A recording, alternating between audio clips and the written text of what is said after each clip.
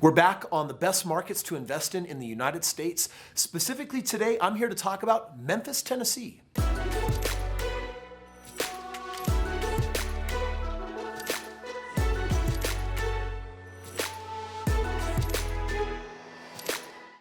All right, friends, I'm back, and today we're talking about the best markets to invest in. Okay, in this series, what I'm doing here is educating you that, hey, if you had a team and a system that could take you anywhere in the world for the hottest, most stable markets to invest in, that if you compound and grow with time, you're gonna be successful. That's what we're here to talk about. And today we are spotlighting as one of our best markets in the United States, Memphis, Tennessee. Now let's just talk about Memphis, big picture for just a moment, and what makes it so attractive. Because out of 350 submarkets around the entire nation, what makes this city so incredibly special? First of all, it's a relatively low population, 1.3 million people. Now you're gonna notice if you watch some of the other videos that lower population is something that's important to me. And one of the reasons why is because that means that has population for growth. It's located right on the banks of the Mississippi. It's home to Graceland. So this is where Elvis is from, right? This is the birthplace of rock and roll. But more importantly, from a business perspective, aside from its culture, this is home to FedEx.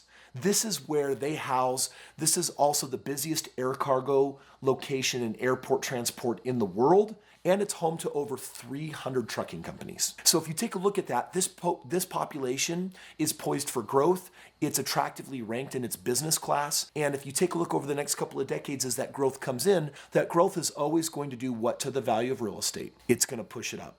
And when you have something like FedEx, one of the biggest companies in the world that's out there, that doesn't hurt either. So friends, this is an attractive market. We're going to talk about what makes it so unique. All of those big macroeconomic things I just talked about ultimately are going to translate into higher ROIs than you're going to find in other markets. Oftentimes when we go into our backyards and look at doing rental real estate for homes priced below the median, often your real returns end up being 3, 5, or 6%. Now, if you're doing that for 30 years, it's going to be one of the best investments that you ever made. But we're not here to make good investments. We're here to make the best investments. And so what we're going to do is we're going to talk about how that translates into your ROI. So I've got a couple of properties pulled up here on my website that I want to share here for you. And this first one is a 3-bedroom, 2-bathroom home. Now take a look at it. This little guy's attractive, right? This is a 1991 home, so it's not that old. It's built in 1991, but it's got 1,445 square feet. Look at how average we're looking at here. This is a part of the system, my friends. This is buying real estate that is below the median, because the median is that average threshold that the average American can buy. And when you get over the median, do you know what ends up happening? The prices go up, but the amount of demand goes down. So you go take it to an extreme, $1 million home. You'll never see me investing in $1 million home as a good investment, because I'm going to lose money renting it out every month. Maybe even if it's a flip, but that's a dangerous price range for the average person. And I'm not here to say that's bad. I'm here to educate you on how to start a winning streak right out of the gate. Because some of us investors, when we're brand new, we don't know what we don't know.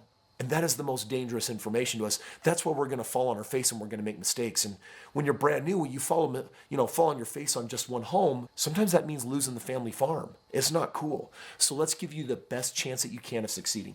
This home, check it out. Because of its location, because of its area, because of its price range, $140,000, which if you think about it, we're now $60,000 to $80,000 below the median. And this inventory, which is tough to find good inventory out there, but we're finding enough to service all of our clients. This is a home with an average annual return of over 20%. That's 20.62%.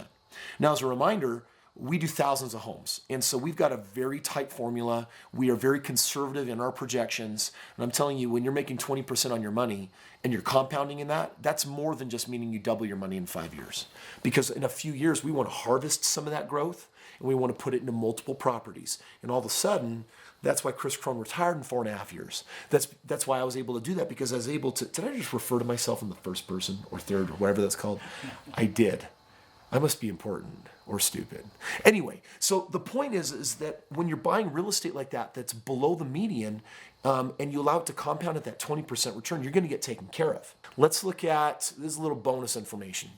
Where people get nailed on real estate is they don't really have the money to take care of some of the repairs that are a part of the business that come along.